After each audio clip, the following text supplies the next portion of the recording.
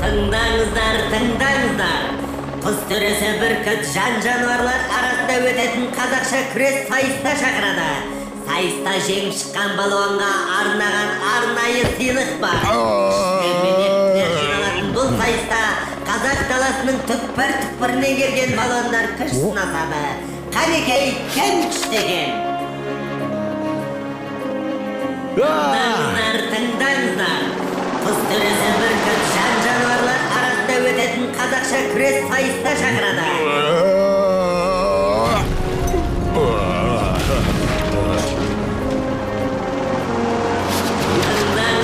Тыңдаңыздар. Құз төресі бүркіт жан жануарлар арасында өтетін қазақша күрес сайыста шақырады. Сайыста жеңіп шыққан балуанға арнаған арнайы сыйлық бар.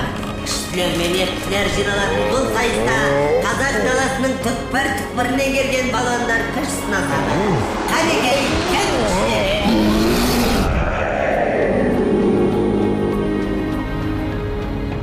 Бұл жарыста жеңіске жету оңай емес.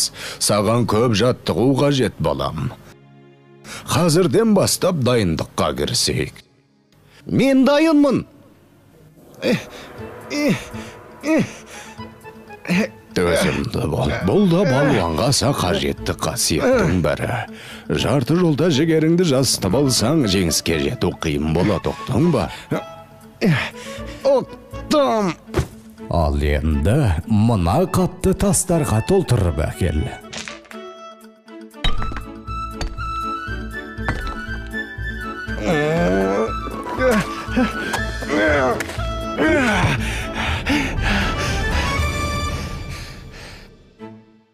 Ата, қапшық толы тастың күреске не қатысы бар?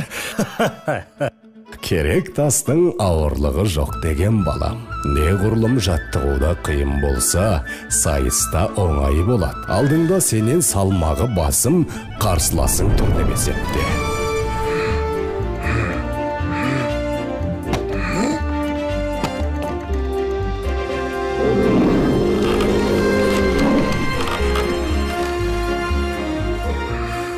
Өзіңнен күші басым қарсыласыңды әдіс айламен ғана алуға болады. Мысалы, анда қарашы.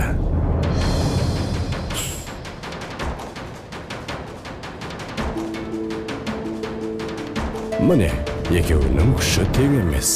Алайда кішкентай Дәуіттің әрекеті үлкен жыланның бетін қайтарды. Түсіндім, ата.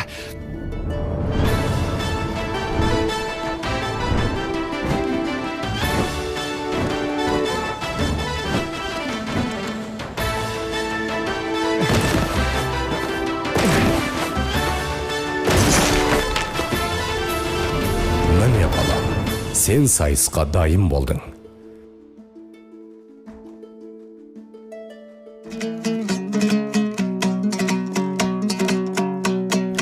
Қой болсақтан момынды, күдірейтіп жонымды, сөз сөйлесем қонымды, шешіп алмас тонымды, азулыға алдыртпай, қарсаққарды салдыртпай.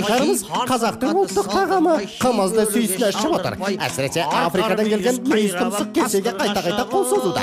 Ас болсын, мырзалар. Oh yes, Kumaz, very good. Арқар мүйіз қайрап ап қасқырға шабыр мекенбіз. Бұл жарысқа қазақ даласының түкпір-түкпірінен келген ең мықты балуандар қатысып отыр. Осы күрес сайысын біз жеңімпаз балуанның атымен атауды ұйғардық. Күш атасын танымас деген. Бәріңізге де жеңіс жолында сәттілік тілейміз.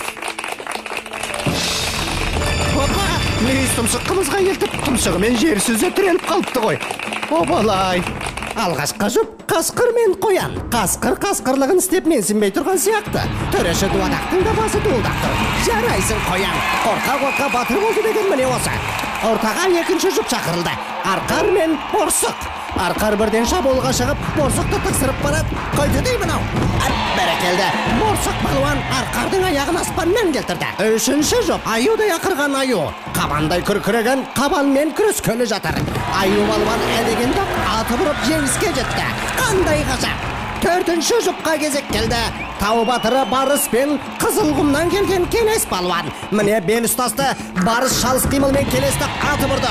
Я, Келеске жеңіс елес боп қалғандай. Жартылай финалға қиналмай шыққандар. Қоян мен Аю, Борсық пен Барыс балуандар. Іске сәт.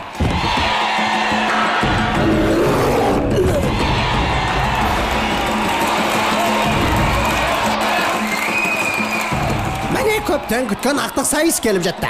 Орман алыбы Аю балуан мен Тау батыры Барыс балуан. Кім жеңеді? Бүкіл қазақ даласы көз тігіп отырған бұл сайыста қай балуанның күші басым болар екен. Жайқын күш иесі Аюдың темірдей құрсауынан Барыс ептілігінің арқасында тағы да сытылып шықты. Аю қалай лақтырса да Барыс аяғынан тік түсуде. Қандай ептілік, қандай төзімділік. Барыстың жеңіске деген жігеріне таңданбас қамал жоқ. Мұндайда әдіс айла артық етпес еді. Өзіңнен күші басым қарсыласыңды әдіс айламен ғана алуға болады.